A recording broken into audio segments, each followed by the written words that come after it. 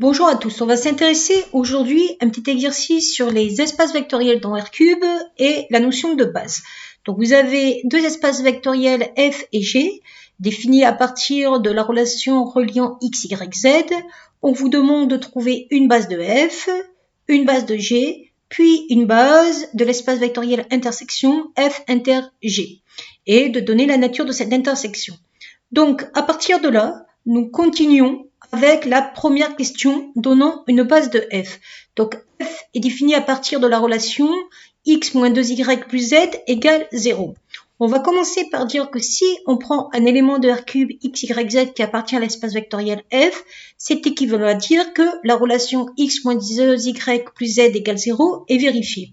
On essaye de faire en sorte de mettre en place des paramètres et donc de fixer éventuellement un paramètre. Là, vous voyez qu'il y a 3 lettres x, y, z, ce qui veut dire que je vais avoir à fixer deux paramètres puisqu'on est dans R cube et que j'ai qu'une relation qui relie x, y, z.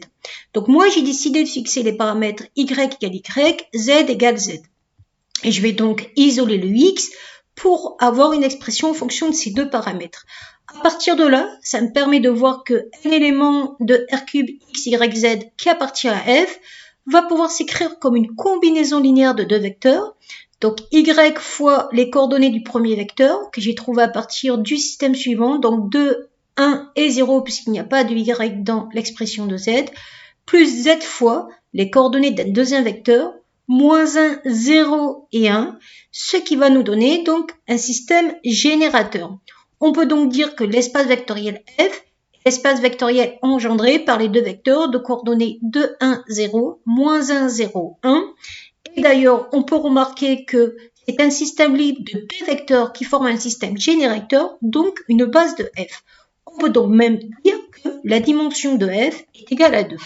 On va s'intéresser maintenant à donner une base de G suivant la même méthode. On va prendre un élément x, y, z de R cube qui appartient à G, donc qui est relié avec la relation qui relie x, y, z. On peut faire exactement comme tout à l'heure, isoler de telle sorte qu'on a deux paramètres, que ici j'ai fixé à x égale x, z égale z, et j'ai isolé le y. Grâce à ça, ça nous permet de voir que un vecteur x, y, z de G va pouvoir s'écrire comme une combinaison linéaire de deux vecteurs, x qui va être multiplié par le vecteur de coordonnées 1, 2, 0, 1, 2, 0 parce que là il y a 1 fois x, 2 fois x, 0 fois x, plus z qui va être multiplié par le vecteur de coordonnées 0, 2, 1, puisque 0 fois z, 2 fois z, 1 z.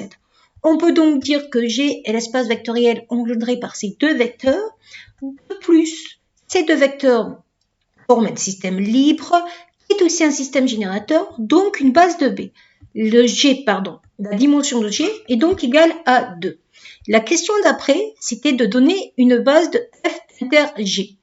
J'ai donc mes deux espaces vectoriels F et G qui, je vous le rappelle, sont des plans vectoriels puisque leur dimension était égale à 2. On peut se douter éventuellement de ce qui va se passer quand on va chercher l'intersection de deux plans vectoriels.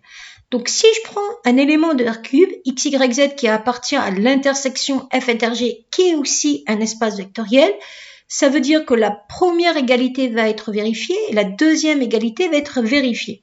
Là, vous avez deux équations et vous avez trois inconnus x, y, z. Ça veut dire qu'on va être obligé de fixer un paramètre. Moi, j'ai décidé de fixer le paramètre x. X égale x. J'isole après le z, j'isole le y, de telle sorte que je puisse combiner ces deux équations pour tout exprimer en fonction de x.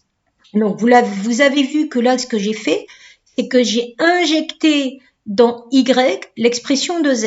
C'est-à-dire, au lieu d'écrire 2z, j'ai écrit 2 fois 2y moins x. Ça me permet d'avoir une relation ici qui relie x, y. Or, 2x moins 2x, ça va s'annuler. Il va donc me rester y égale 4y.